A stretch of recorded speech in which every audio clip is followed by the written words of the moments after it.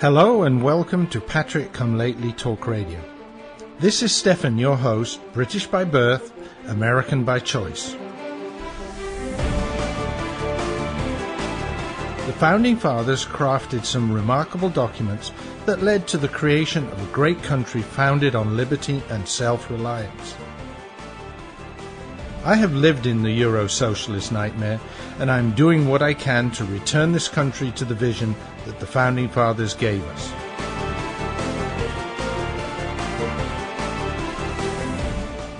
We need to strive to rebuild that shining city on the hill, for without us, the world has nowhere to turn for freedom. For the next hour, I will be presenting news, views, and guests that help keep the true spirit of America alive. And good evening, good afternoon, good morning, wherever, whenever you're listening to this show. This is Stefan, your Patrick Come Lately, welcoming you to episode 206 of the Patrick Come Lately talk show. Like to wish everybody out there a happy Fat Tuesday. Obviously a special day for very many Christians. So I hope you had fun if you're in New Orleans down at Mardi Gras. Probably still partying a little bit as you roll over into Ash Wednesday.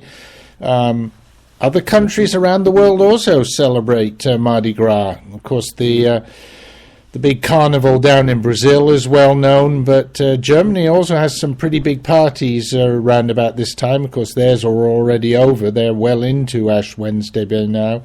And also South Holland. Been down there once or twice to go celebrate, and it's quite some partying. So that was in my younger days. So, as I said, happy Fat Tuesday, folks. Thank you for coming to the show. And we've got a lot to talk about, as I said, uncertain times, but let's start off. The show's being broadcast again from Toronto, and it stays cold here. It is still colder than normal for you Americans. It's 14 degrees Fahrenheit, which is, I think, what is it? It's about minus 10 or 12 centigrade. Pretty cold, especially when the wind gets up. We didn't have too much wind today, had a lot yesterday, so it was really bad. In the meanwhile, Patrick Come Lately has officially moved out of Florida, so sorry folks down in Florida, had a great time there, and all my friends, especially in the Tea Party movement there. Really enjoyed working with you, but I am now officially in Georgia. Drove the mobile Patrick Come Lately studio up last weekend. Yes, that's my RV, and we're now ensconced about 5 miles from the new Patrick Come Lately studios that are being built in Cumming, north of Atlanta. I call it the new PCL studios. Of course, it's just our home, our new home, that happens to have a room that will do part-time duty as a studio. Of course, with me being on the road so much, and I expect to be on the road for at least another couple of years, maybe even 3, so it'll probably be a while before the studio gets any heavy use. But glad to be up in Georgia, moved up there to be closer to family, and we'll be looking to meet more friends, especially in the Tea Party, constitutionalist, libertarian, conservative movements, especially the fiscal conservatives. And if anybody is listening who operates in those environments, feel free to drop me an email. Love to hear from you. I've been away for a while, so it's going to be difficult for me to get back into those groups up there, but I will be looking, and if somebody can help me, give me some introductions up there, that would be great. But as I said, folks, uncertain times, so let's talk about those. And yes, Ukraine, the tinderbox of Europe right now, I think. I don't know what the pundits and talking heads in the US are saying. Get pretty isolated from that sort of thing up here in Canada. So here is pretty much my own personal take on what went on, because a lot of this just played out very quickly, very shortly, basically over the weekend and the last day or two. But basically, I think our friend Putin played his hand perfectly. First of all, he got King Barry to issue a toothless warning, which Putin just basically ignored and was seen to ignore. And remember, a lot of this in politics is just the perception. In a way, it doesn't matter what you actually do. And if you think about it, what did Putin do? He was a little aggressive in the Crimea, but you've got to remember that they have a major naval base, which they're sort of renting. Imagine Guantanamo Bay. But they're renting from the Ukrainians, and if they lose that base, then they have, apparently very little access to the Black Sea, and of course that is very difficult for them. So I don't want to be seen to be supporting a Russian, especially an aggressive Russian like Putin. But you've got to realize what's going on there. They do need that base and everything around it to be relatively stable. So they decided to move in. Also, the Crimea hasn't been part of the Ukraine for all that long, and there's a lot of Russian people there. There's a lot of other races as well. The Tatars live there, and they're a very oppressed minority. But there are a lot of Russians, and so in that respect, they lean towards Russia. They look for support from Russia. So it's obvious, that they would get a good welcome going down there to protect the Russian interest, to protect the Russian bases. And, of course, the Russians had to kind of put the lid on the Ukrainian military in Crimea, because otherwise fighting could have broken out. So in some ways, Putin had kind of a win-win situation. He did need to move in. He did need to be seen to do something. And, of course, that shows his strength to both his people at home, but also other people around the world. He's not a toothless tiger like King Barry is. And he gets that stature. He didn't really do all that much. They just went down and stood around. And then, of course, the rest of the Western world, after King Barry issued his warning, began to realize that they needed to do something and started talking serious sanctions. Putin, yesterday, basically gracefully bowed out and said, okay, we're going to send our troops back to the ones that have been massing on the border. We're going to send them back to their bases. Obviously, there are still armed people in the Crimea, but as I said, protecting Russian interests there. They haven't done anything very negative, but they've just kind of kept the lid on things. And he retreated gracefully, but left that threat in the air. Those armed people are still in the Crimea. I think he won every step that he took. Now, I'm pretty certain that the administration is going to claim victory. But as far as I'm concerned, this is just another example of King Barry's bumbling, inept foreign policy. I'm afraid to say, hats off to Putin. He cleaned King Barry's clocks yet again. But the good news is, hey, Jimmy Carter, you are no longer the weakest, worst inhabitant of the White House ever, because our dear leader has now taken over that role for you.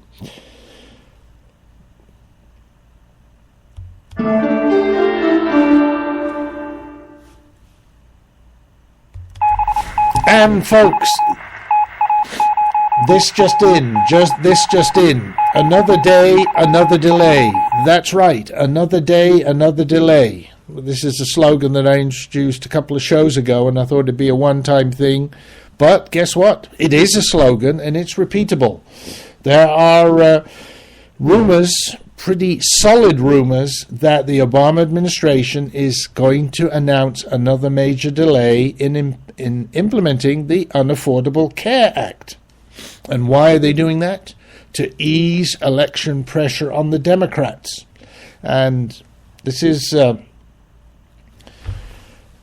from two sources announcing that the White House is going to give us a new directive allowing insurers to continue to offer health plans which do not meet the Obamacare's minimum coverage requirements. In other words, those special plans that everybody wanted but weren't allowed to keep. I'm sorry, did someone say if you like your plan you can keep it? But okay, but apparently you couldn't, even though they said it. Anyway, but after all going to be allowed to keep it. Confused? So am I. And not just that, you will be allowed to keep it, but we don't know whether the insurance companies will continue to provide them. And even if you get to keep it, it's only going to be probably until after the elections, the 2014 definitely, maybe even after the 2016. But then in 2017, when the next Democratic president is firmly on the throne, in the White House, then you'll probably have to give up that nice policy that you like.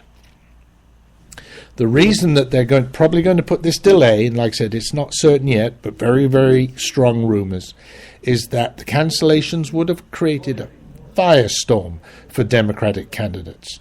And it would have happened in the last few days before this November's election. And this is especially important for the Democrats in the Senate because they want to keep control of the chamber. And there's a lot of Democrats up for re-election in the Senate in November. With the current delay, and again, unconstitutional delay that has been introduced, that means that they thought they had it all sorted out because the changes were delayed until after the election. What they forgot, what they forgot was the fact that the policies which would be cancelled have to be cancelled a number of days, number of weeks before the actual cancellation. So if these policies were no longer going to be acceptable, let's say mid-November, end of November, that meant that they would have to be cancelled late September, early October. Wouldn't that be a great time for everybody to have it rubbed in their face how bad Obamacare was? Well, it would have been nice for us, for those opposing Obamacare, to have that happen just immediately before the election. Of course, somebody put their thinking cap on and said, well, we delayed the change until after the election, but we forgot that the insurance companies have to take action before the election. Oh boy, those liberals suddenly wake up. Why they didn't think of this first. Anyway, so they're now looking to make even more delay, and the rumors are it will be until after King Barry is thrown off the throne. Has to leave the White House. Now, the White House and the Department of Health and Human Services have both said this week that they have no updates to announce, but you can keep your plan if you like it. We have no updates to announce. Sound familiar, folks? Yeah, anyway, so it's going to be interesting. And if they do delay it, they're going to have to delay it till after the 2016 election, and at least 90 days, because that's the number of days that the insurance companies have to announce the cancellation notices. So it's going to be, so 2016 election will be November plus 90 days. So they're going to have to delay it until at least March or April of 2017. As one other commentator said, if they just keep delaying stuff, at the end of the line, there might be nothing else left to delay. De facto repeal of Obamacare, at least for a while. But anyway, we will see. Okay, folks, how are we doing for time here? Okay, got time for another topic, so hang on with me and we'll go to the next topic.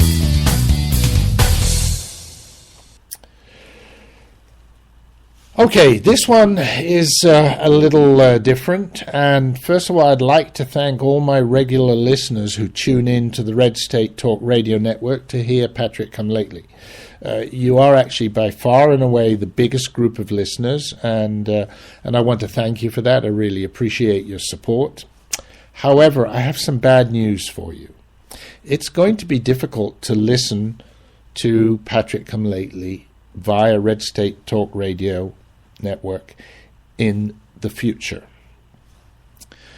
Due to the, I guess, popularity of the network and the expansion of shows on the network, the owner has decided to rejig his schedule, which happens every so often, and that's been fine.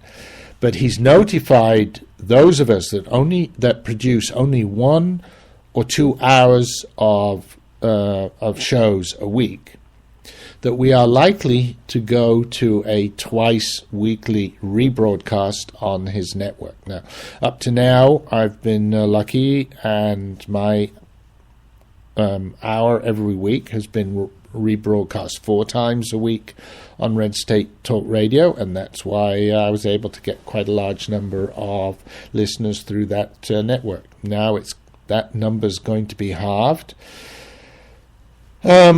So it will be more difficult to listen to me. I've always supported Primo, the owner of Red State Talk Radio Network, and I do really appreciate everything that he's been doing to build up his network and get out the conservative message.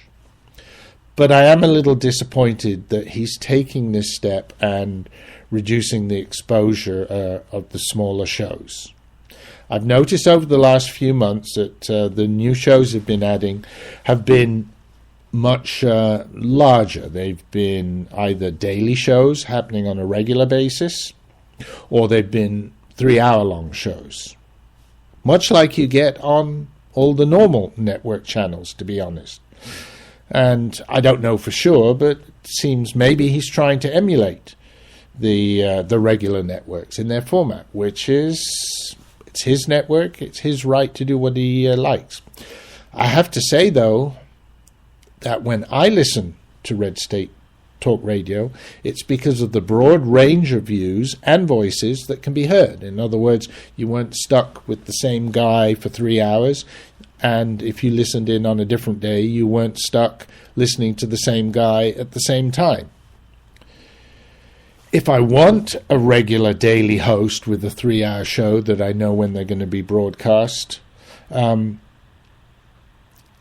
are many other alternatives, and as good as the shows are on Red State Talk Radio, if you want those longer, more regular shows, I think we can say probably better shows to listen either via terrestrial radio, or if you're listening via the computer, via something like TuneIn.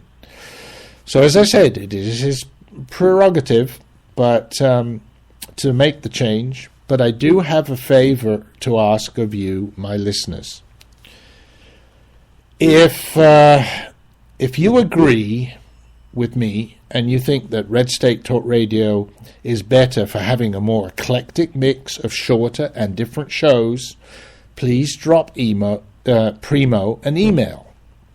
Primo, Premo, at redstatetalkradio.com.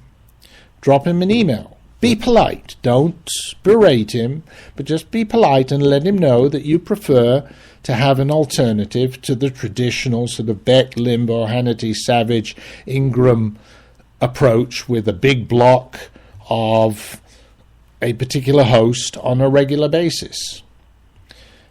You can, as I said, you can send it to the email primo at redstatetalkradio.com, or you can visit the redstatetalkradio.com site, and there is a contact page there which will send an email to him. Now, I do ask you, don't abuse him, don't berate him. It's his prerogative, it's his network, it's his choice. He can do what he likes. But if he hears from enough people, he might change his mind. And if enough people ask him nicely, then that may happen. So anyway, see if, appreciate any help you can give in that respect. That would be very, very nice.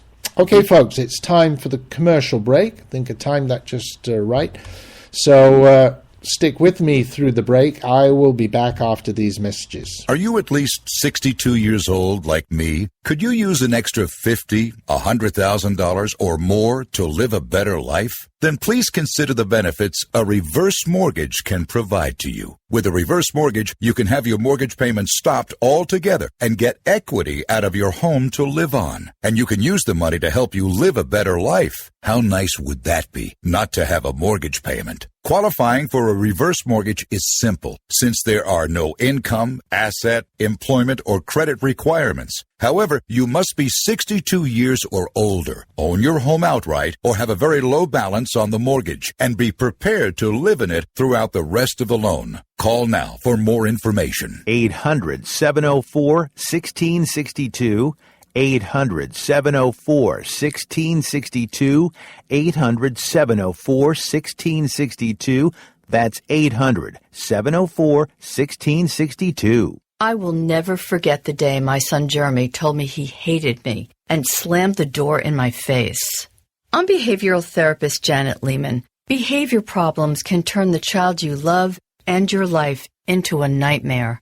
That's why my husband James and I created the Total Transformation, the step-by-step program that shows you how to fix the worst behavior problems and get your child to respect and listen to you again. No matter what the behavior, defiance, backtalk, angry outbursts, disrespect, we can help you stop it. Now you can get the Total Transformation for free. All you need to do is get the program and let us know how it works for you. You can keep it forever for free. Limited number of free programs available. Call now. 1-800-259-1409. 1-800-259-1409.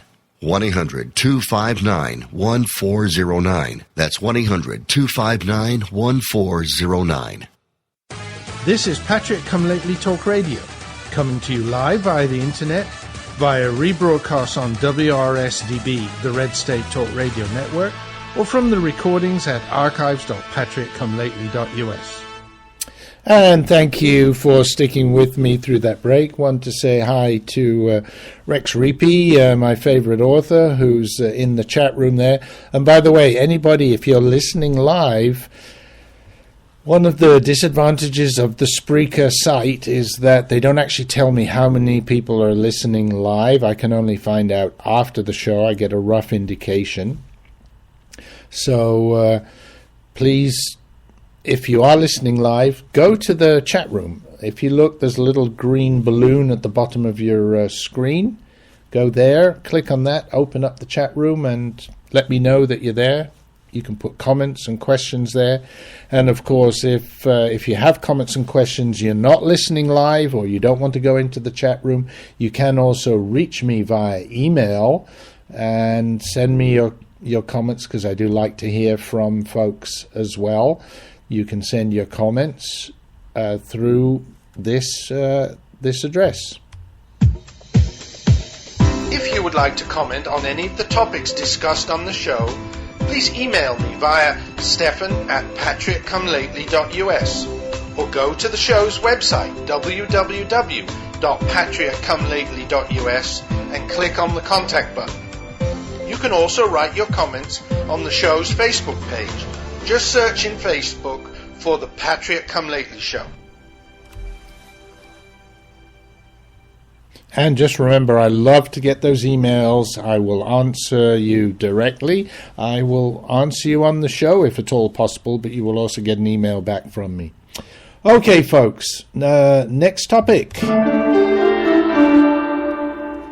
And regular listeners will know that I love to quote things from across the Atlantic, things that are going on there. And while I normally claim that they're sort of 10 to 20 years ahead of the US in socialism, there are some over the other side of the Atlantic who have seen the light. And so I want to quote from a from something I found on the internet that was headlined 10 quotes that shred progressivism from a best-selling British author who left the left.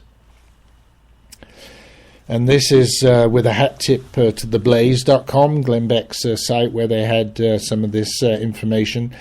And there is a British journalist and best-selling author called Melanie Phillips who wrote a book called Guardian Angel. Basically, it tells the story of how she started her career in British journalism and as a young journalist ended up on the left, as we all say. You know, if you're not a left-wing person when you're young, you have no heart, and if you're not a more conservative person when you're older, you have no brain. So she started off as a young journalist on the left, but she slowly moved to what in the UK we call a stalwart liberal culture warrior. Liberal is not really conservative, but it's kind of more in the middle. But especially, let's say, not the normal left-wing positions on Islam, Israel, feminism, education, economics, environmentalism, and a number of other things. And her switch from the left to basically the more moderate or even the more anti-left stances on those topics earned her the wrath and contempt of European leftists, especially, obviously, in the media. So let's go down these 10 quotes. First of all, she said, "I've always believed in the duty of a journalist to uphold truth over lies, follow the evidence where it led, and fight abuses of power wherever they may be found. However," she says, she soon realized that the left was not on the side of truth, reason, and justice, but instead promoted ideology, malice, and oppression. Rather than fighting the abuse of power, it embodied it. And through demonizing its enemies, the left has undermined the possibility of finding common ground and has all but destroyed rational discourse. Wow, doesn't that sound familiar to what's going on here? That is, to me, a very powerful statement to start off this section. Through demonizing its enemies, the left has all but destroyed rational discourse. And it's the left that calls us the party of no and talks about us being anti-everything, but they're the ones. Anyway, leftist totalitarianism. Moreover, while there were undoubtedly serious differences, the distinction between what she calls tanky totalitarians and the soft left served to mask the fact that the soft left was also totalitarian in its instincts. It may have recoiled from the tanks rolling into Hungary or Czechoslovakia, but it most certainly parked its own tanks on the lawns of British society. From there it proceeded to lay siege to the fortresses of Western culture, crushing all dissent beneath its tracks. Again, she's talking about the UK, but folks, don't you see that happening over here as well? That's why I wanted to bring this to your attention. Third quote, "More devastatingly still, by twisting the meaning of words such as liberal, compassion, justice, and many others into their opposites, it has hijacked the centre ground of politics. Left-wing ideology is now falsely said to constitute the moderate centre ground, while the true centre ground is now vilified as the right. And what used to be, let's say, the moderate right is now vilified as the extremist right-wing hate people." Folks, isn't that just, it says, "This is as mind-bending as it is destructive, for it has introduced a fatal confusion into political debate on both sides of the Atlantic." Right? Redefining the true middle ground of politics as right-wing has served to besmirch and toxify the commitment to truth, reason, decency, and reality, which characterizes where most people happen to situate their thinking. And by calling left-wing ideology centrist, they've succeeded in presenting extremist, antisocial, or even nihilistic ideas as unarguably good. and all dissent is promptly vilified as extreme. Boy, that's just a description of what's going on day by day today here in America. And she's describing what happened in the UK. So, yes, maybe they are 10 to 20 years ahead in socialism, and we're seeing all this happen here, just as she described happened in the UK and why she left the left. Okay, folks, time for the next commercial break. So stick with me. I will be back right after these messages. Limited time offer, 24-month commitment and credit qualification required. Cancellation fee, auto pay, and paperless billing and other restrictions apply. If you can't see the difference, why pay the difference? Switch to Dish for the best deal in entertainment. Only Dish brings you the best in entertainment for less than $20 a month. Cut the cable and don't get directed. Switch to Dish because at just $19.99, Dish saves you every time you turn on the TV. It's so simple. The same channels cost less with Dish. So since you can't see the difference, don't pay the difference. Switch to Dish for the best deal in entertainment. Get premium movie channels free for 3 months, starting at just $19.99. Dish saves you every time you turn on the TV. Call now to save with Dish. Dial 1-800-865-5017. That's 1-800-865-5017. The same channels for less than $20 a month. Dish. Call 1-800-865-5017 for details. Why spend more than you have to on your life insurance? Did you know that term life insurance rates have fallen over 60% in the last 15 years? At the Life Insurance Quote Line, we monitor the rates, features, and financial strength of hundreds of life insurance products. For example, a healthy 40-year-old can protect his family with $500,000 of 10-year level term for less than $20 a month. Rates for women are even lower. And don't forget to ask us about the new term life policies that guarantee your money back even if you don't die. Since 1986, we've helped tens of thousands of people just like you save a fortune on their life insurance. Why not find out how much you can save? Write down this number and call today for your free quote. 1 5-minute call is all it takes. Call 800-915-9734. 800-915-9734. That's 800-915-9734. Rates, policy forms, and availability vary by state. This is Patrick Come Lately Talk Radio, coming to you live via the internet, via rebroadcast on WRSDB, the Red State Talk Radio Network, or from the recordings at archives.patrickcomelately.us. And this is Stefan, your Patrick Come Lately. Thanks for sticking with me through that break. Just a reminder for those of you that are listening to recordings of the show, some of these commercials, the offers specified may not be there anymore. But please do try the 800 numbers, the toll-free numbers that are specified in those commercials. By doing so, you help support the show, and I thank you for that support. Anyway, we were talking... just in case you've forgotten who I am, let me just give you a quick reminder before we go back to the topic at hand. Patriot come lately. British by birth. American by choice. Just like the Founding Fathers. The voice of the conservative resistance.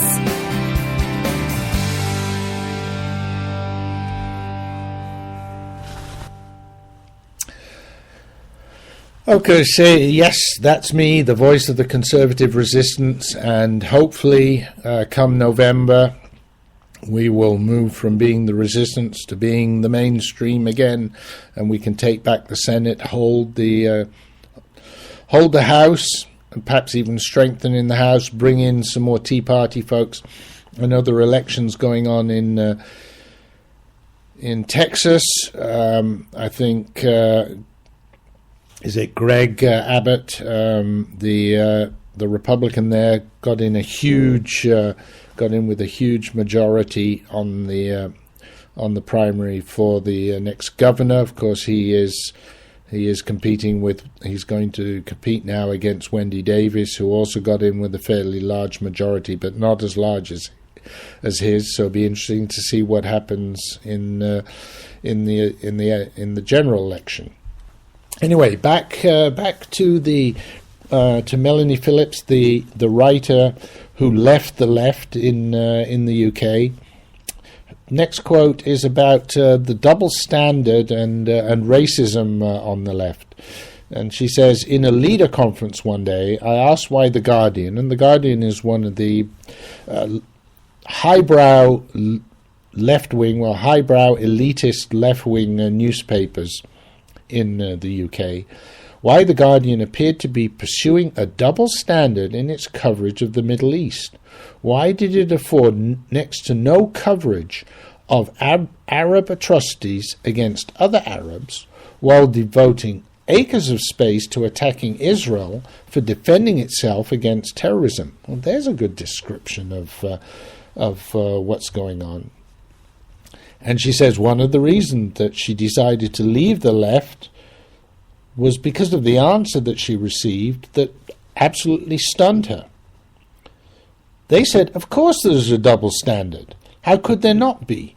The Third World did not subscribe to the same ethical beliefs as the West about the value of human life. The West, therefore, was not entitled to judge any mass killings in the Third World by its own standards. That would be racist. So the left actually abandons the oppressed of the world, see, and all the time weeping crocodile tears for them. Because if someone else kills them, it's bad, but if their own people kills them, that's okay. Well, she says she was very deeply shocked because basically she says those views are racist. I agree with her entirely.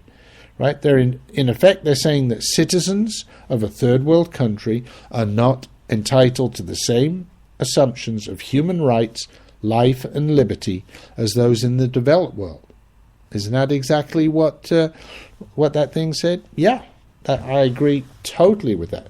So there's some left-wing racism. Next topic, education. Melanie says, by now I'd been looking for schools for my own children, and I could see for myself that teaching had been hijacked by left-wing ideology. Instead of being taught to read and write, children were being left to play in various states of anarchy on the grounds that any exercise of adult authority was oppressive and would destroy the innate creativity of the child. Oh, God, that's left-wing gobbledygook. So she started writing about that. She wrote about the refusal to teach standard English on the grounds that this was elitist. And she says, but she came from an undereducated family, and she'd seen that the inability to control the language meant an inability to control their own lives. Melanie had a Polish grandmother. That's something we actually have in common. I had a Polish grandmother as well, who was not able to fill in an official form without help.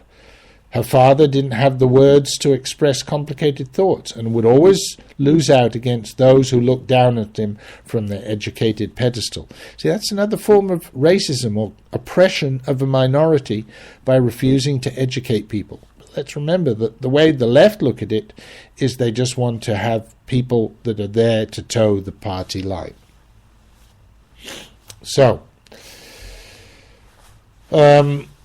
she was writing all these pieces. Oh, excuse me about that. She was writing these pieces about not teaching standard English and things like that, and she observed that it was the supercilious upper middle classes who had no experience whatsoever of what it was like to be poor or uneducated. They were the ones that were putting the pressure on the teachers to not to teach properly. Teachers were writing to her in despair saying, don't pressure to have this standard English taught to children because this is discriminatory. But, of course, they know, because of their left-wing background, it was basically abandoning those children to permanent servitude and ignorance. Well, doesn't that sound like what Obama's trying to do with us over here as well now? I think so. Okay, next item. The welfare state. Melanie says, the experience of those years also told me that something was going very, very wrong with the welfare state. It wasn't just the lack of provision, which meant that the only care available for her mother from the local authority was a few hours a week with an untrained carer who had been recruited off the street. It was also callousness and indifference amongst the supposedly caring services. Wake up, folks. This is what Obama is going to force upon us. Listen to those words, callousness and indifference amongst the supposedly caring services. It was hospital nurses who, when Melanie's mother broke a hip and through her feebleness was unable to move at all in a hospital bed, left her food and water unwrapped or out of reach and refused to make her comfortable. And the ward sister who, when Melanie went to complain, told her with a straight face that her mother, who could barely put one foot in front of the other, had a short time before she would be skipping around the ward. And then Melanie realized at that point, the National Health Service, if you were old and feeble and poor, you just didn't stand a chance. Think about that. If you were old, feeble and poor, you just didn't stand a chance. Wake up again, folks. Obama curse is upon us. That is our future. Look ahead. Remember what I said. Everything happens on that political front 10 to 20 years earlier. The National Health Service does not work. Next topic from Melanie. Environmental fascism. To the left, she says it was very obviously a new take on the usual anti-Western, anti-capitalist agenda. The West would have to give up consumerism and return to a barter economy to save the planet, or something like that. But it was also a sanitized version of the disreputable and discredited dogma of population control, which had given rise to the eugenics movement and the semi-mystical worship of the organic, both of which had been deeply implicated in the rise of Nazism and progressive thinking up to World War II. Basically, she's saying it was clear to her that the message of environmentalism is that the planet would be okay if it wasn't for humans. Now, does that sound like Holdren? Remember one of the czars in the White House? Same thing. It's all about population control. Reduce the population by getting rid of all the serfs and just keeping the elitists. Let them have the food, the money, the medicines. They can stay in power, but as far as the serfs are concerned, let's get rid of a bunch of them. We just need enough to keep us in our worldly goods and forget about the rest. That's basically what he was saying. So she says, environmentalism is a deeply regressive proto-fascist movement for putting modernity in reverse. Wow. Quote number 8. Disintegration of the family. Surely, though, the essence of being progressive was to minimize harm and protect the most vulnerable. Yet this is simply tossed aside by left-wingers who elevated their own desires into rights that trump the emotional, physical, and intellectual well-being of their children, and then berated as heartless reactionaries those who criticize them.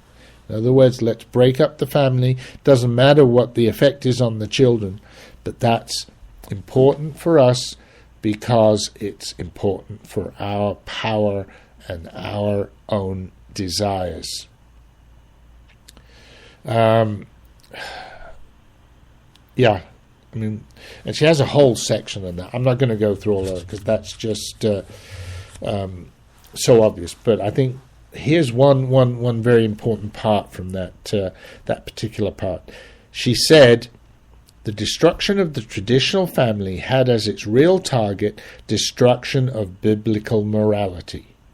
I had not yet realized that the left's aggression towards any dissent or challenge is essentially defensive. They are either guilty about what they are doing because they know it is wrong, or at some level at least they know their intellectual position is built on sand. How true that is. So, getting rid of biblical morality, but they know that that is wrong. Quote number 9. The roles of the sexes are being reversed under a policy of enforced androgyny. Women are assuming the roles of both mothers and fathers, while masculinity is progressively written out of the cultural script, and men were being bullied into turning into quasi-women. Let's look at that. Even in the National Football League, that machoist of macho thing, now they're worrying about people getting bullied, and they're worried about it being too rough. It's all getting sissied down at all levels, all sports. She is so right. Okay, folks, time for the last commercial break here, and then we'll finish off those quotes and a couple of other news items. So stick with me through this final break, which will be coming up in just a moment. Are you paying too much for your car insurance policy? Have you shopped your current plan in the last year? If you haven't, then you probably are paying too much. You could save up to 40% on your current car insurance coverage just by making a free call right now. Doesn't it make good sense to pay less for something you have to pay for anyway? And car insurance is one of those things. You got to have car insurance, whether you have one car or 10 cars. So why not see if you can pay a lot less for it right now? One quick 3-minute call, and you could save hundreds of dollars on your car insurance. We'll compare the leading car insurance companies and get you coverage that could save you up to 40% on your car insurance. Call now for a free quote. Call 800-603-9980. 800-603-9980. 800-603-9980. 800-603-9980. That's 800-603-9980. Are you tired of commuting to a job that makes someone else rich, working harder than ever, but getting nowhere? Do you hate spending hundreds of dollars every week on daycare, having someone else raise your children? With our opportunities, you can start earning money as soon as next week. You get to be the boss, work from home, and live a happier life. At Be the Boss Network, you'll find hundreds of work-from-home opportunities that you can literally start today and be earning money as soon as next week. Go to freedom112.com and start earning money as soon as next week. You get to be the boss. Get out of the rat race. Work from home. Go to freedom112.com right now and change your life today. That's freedom112.com. Go to freedom112.com and start earning money as soon as next week. You be the boss. Go to freedom112.com. This is Patrick Come Lately Talk Radio, coming to you live via the internet, via rebroadcast on WRSDB, the Red State Talk Radio Network, or from the recordings at archives.patrickcomelately.us. And we're into the final segment of the show. This is Stefan, your Patrick Come Lately. Thanks for joining me tonight, whether you listened live, whether you're listening to the recordings. Appreciate it. We just got one more quote from Melanie Phillips, the journalist who left the left, who saw what the left really was and basically moved away from the left, a bit like there's a famous guy over here, Brandon Darby, who also was the same thing. He was a very active left-wing person, but when he saw what was going on and saw how false it all was, he also himself said, this is not what I signed up for, this is not what I expected, and he moved into the right, to the Libertarian Tea Party side of things. So the final quote here is about 9/11, and she'd written a couple of days before 9/11 2001 happened, a society which professes neutrality between cultures would create a void which Islam, with its militant political creed, would attempt to fill. And she says after the collapse of the Twin Towers, she realized that the West was facing a different kind of terrorism, not ordinary terrorism, and also a different kind of war than we've been used to, of one state on another. She said, and I like this description too, this was something more akin to a cancer in the global bloodstream, which had to be fought with all the weapons available, both military and cultural, that we have at our disposal. And she also says she realized that the West would likely flinch because it no longer recognized the difference between good or evil or the validity of preferring some cultures to others, but decided instead that all such concepts were relative. And that's exactly what's happened. However, so, are we doomed? She says no. All is not lost. A culture can pull back from the brink if it tears off its suicidal blinders in time. This can still be achieved, but above all, it requires a recognition of the paradox so many fail to understand, that freedom only exists within clear boundaries, and that preserving the values of Western civilization requires a robust reassertion of the Judeo-Christian principles on which its foundations rest, and that requires moral, political, and religious leadership of the highest order, and buckets of courage. Well, we don't have right now moral, political, and religious leadership of the highest order, unfortunately. So can we pull back from the brink? Let's see the next couple of years. Time will tell. Okay, folks, time for one last quick item, and I want to talk about Lois Lerner. Remember the lady that pled the Fifth, talking about the IRS harassment of the Tea Party people? Well, she's been called back to the House Oversight and Government Reform Committee this week. Her attorney is saying, though, that she doesn't want to speak because she fears for her life. Well, I'm thinking, folks, who would be threatening her life if she testifies? Let's think about this carefully. Because if it were the right-wing people, she's already pled the Fifth. We already know that she's guilty. So if any of us were going to do anything to her, we would have done it, wouldn't we? Because we know, that she's really the bad guy or the bad lady. So to me, that says that it's actually the left wing that don't want her to testify because obviously they've got something to hide. So they are the ones that are going to do something? Would that be coming from this regime? Or would it just be some bandits out there who decided that she shouldn't tell the truth? Doesn't that make you worry, folks? Yeah. Anyway, we'll see. We'll see if she even does testify. Apparently, her attorney has now asked for a delay of a week so that they can have more time to negotiate some kind of deal. She wants some kind of immunity if she speaks. Yeah, we'll see. Be interesting to hear what she says. But Congress is saying that she can't plead the Fifth anymore. So. Because of the statement that she made last time, and therefore she doesn't have that right, so she may have to testify. We'll see. Well, folks, it looks like we've got to the end of the show again. It's time has rushed through. It's my 1 hour a week.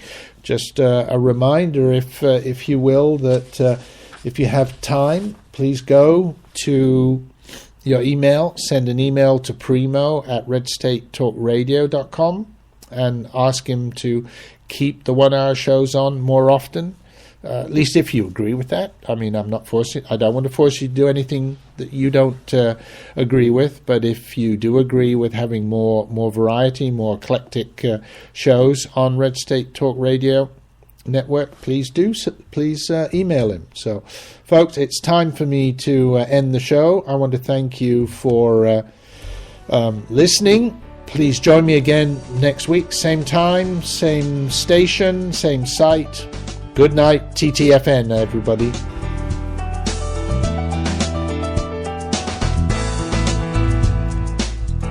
Thank you for listening to the show. I hope that you enjoyed tonight's topics.